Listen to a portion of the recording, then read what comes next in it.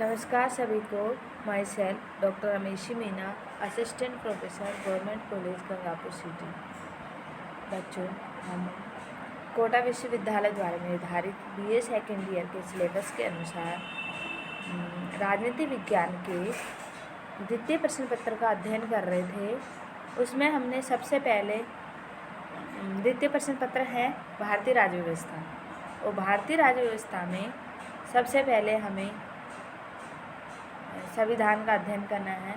संविधान से भी पहले हमें कि संविधान का निर्माण किसके द्वारा किया गया, कैसे किया गया, उसके बारे में अध्ययन कर रहे थे। तो हम अब तक संविधान सभा का अध्ययन कर रहे थे।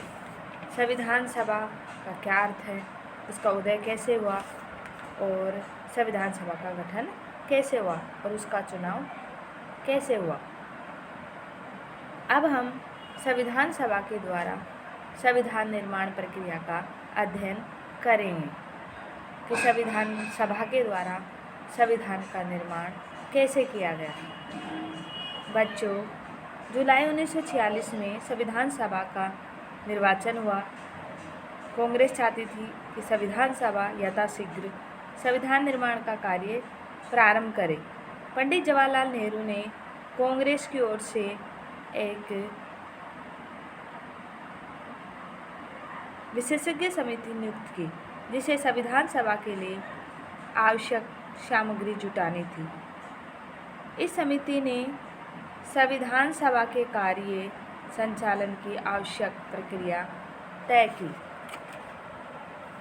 संविधान सभा का प्रथम अधिवेशन 9 दिसंबर 1946 को संसद भवन के केंद्रीय कक्ष में प्रारंभ हुआ।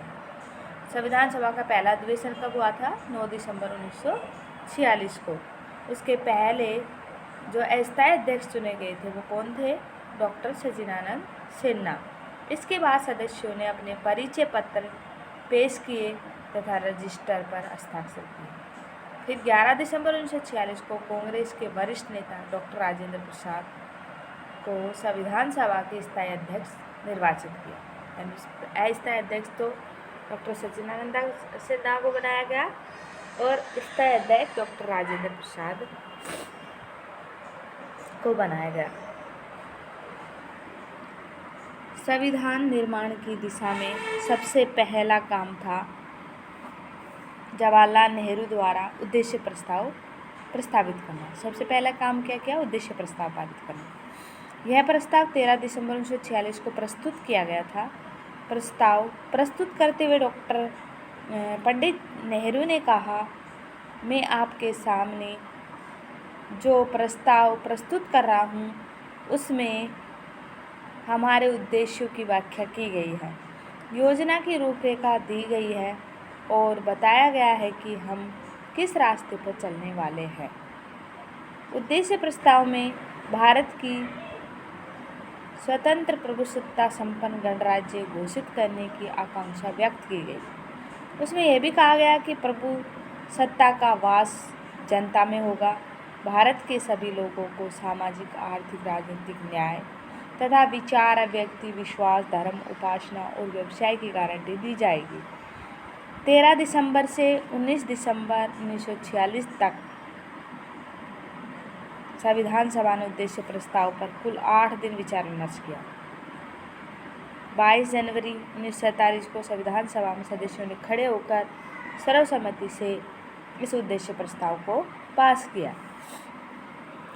उद्देश्य प्रस्ताव की स्वीकृति के बाद ही संविधान सभा ने संविधान निर्माण की समस्या के विभिन्न पहलुओं के संबंध में अनेक समितियों की नियुक्ति की। यानी उद्देश्य प्रस्ताव पारित होने के बाद संविधान सभा ने विभिन्न समस्याओं के हल के लिए अनेक समितियों को बनाया।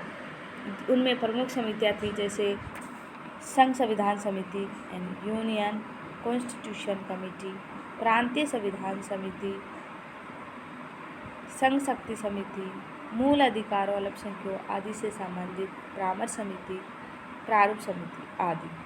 देशी रियासतों से बातचीत करने के लिए संविधान सभा ने एक वार्ता समिति पूर्व में ही गठित कर ली थी। जो देशी रियासतें थी उनसे आपस में बातचीत के आधार पर सम्मिलित करने के लिए संविधान सभा ने वार्ता समिति पहले ही गठित कर ली थी।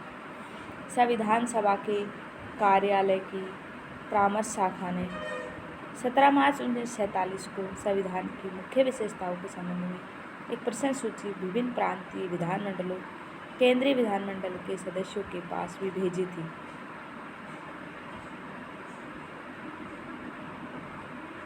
ताकि वे प्रस्तावित संविधान के बारे में अपने विचार व्यक्त कर सकें।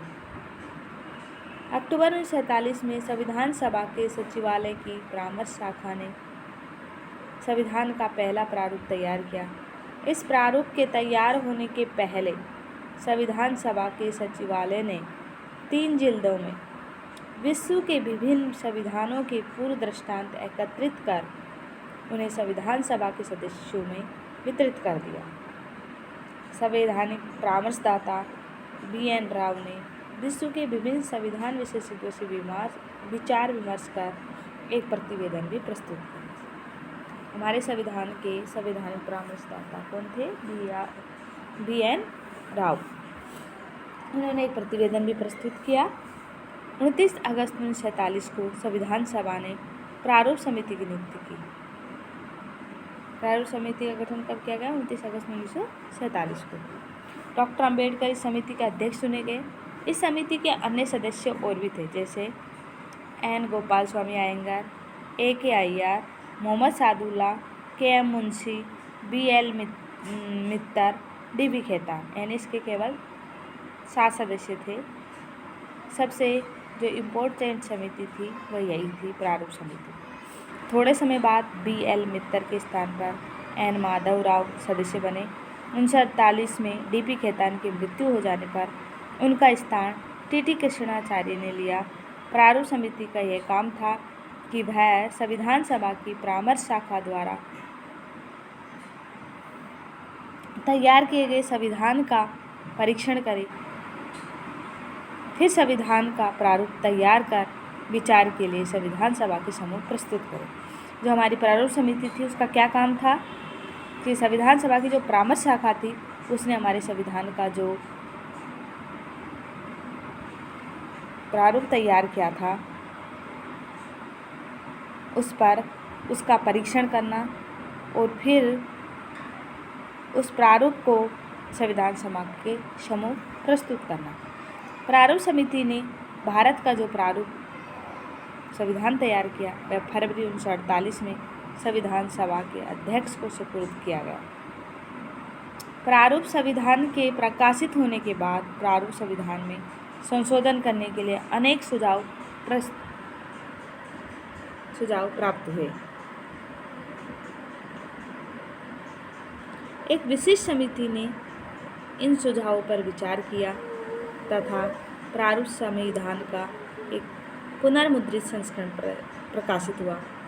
15 नवंबर 1948 को प्रारूप संविधान पर धारावार विचार प्रारंभ हुआ। 15 नवंबर 1948 से विचार विमर्श प्रारंभ हो गया।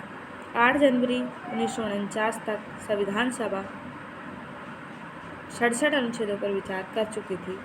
इसे प्रथम वाचन कहा जाता है क्योंकि इस कालावधि में संविधान पर सामान्य वाद विवाद हुआ। 16 नवंबर 1949 को संविधान का द्वितीय वाचन समाप्त हो गया। संविधान का तीसरा वाचन 26 नवंबर 1949 तक चला, जबकि संविधान सभा द्वारा निर्मित संविधान को अंतिम रूप में पास किया गया। संविधान सभा के अंतिम दिन 24 जनवरी 1950 को संविधान की 3 प्रतियां सभा पटल पर रखी गई थी। सभा के अध्यक्ष ने सभी सदस्यों से प्रार्थना की कि वे एक एक करके तीनों प्रतियों पर हस्ताक्षर करें। सदस्यों ने संविधान की प्रतियों पर हस्ताक्षर किए। उसके बाद जनगण मन तथा वंदे मातरम के गायन के साथ सभा का संविधान सभा के रूप में समापन हो गया। 26 जनवरी 1950 को उसका भारतीय गणराज्य की अंतरकालीन संसद के रूप में आविर्भाव हुआ। संपूर्ण संविधान निर्माण में 2 वर्ष 11 माह 18 दिन लगे। इस कार्य पर लगभग 64 लाख रुपए खर्च हुए। संविधान के प्रारूप पर भी 114 दिन तक चर्चा होती रही। अपने अंतिम रूप में संविधान में 355 अनुच्छेद, 8 अनुसूचियाँ थी। संविधान के कुल अनुच्छेद 26 नवंबर 1949 के दिन से लागू कर दिए गए, पर शेष संविधान 26 जनवरी के दिन के ऐतिहासिक महत्व के कारण 26 जनवरी 1950 से लागू किया गया। यानी हमारा संविधान 26 नवंबर 1949 को बनकर तैयार हो गया था, लेकिन 26 जनवरी का ऐतिहासिक महत्व होने के कारण हमारे संविधान को 26 जनवरी 1950 को लागू किया गया। 26 जनवरी का जो ऐतिहासिक महत्व है वो यह है कि 26 जनवरी 1930 को जवाहरलाल नेहरू ने पूर्ण स्वराज्य की मांग की थी। उस दिन को यादगार बनाने के लिए हमारे संविधान को 26 जनवरी 1950 से लागू किया गया।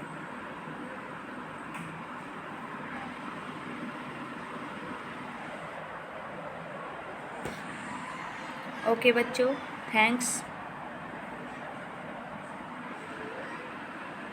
कल आगे हम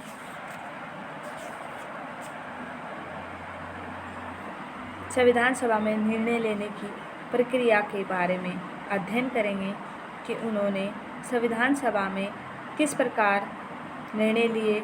इन पर भी लघुतरात्मक, अति लघुतरात्मक प्रश्न बन जाते हैं। ठीक है, ओके।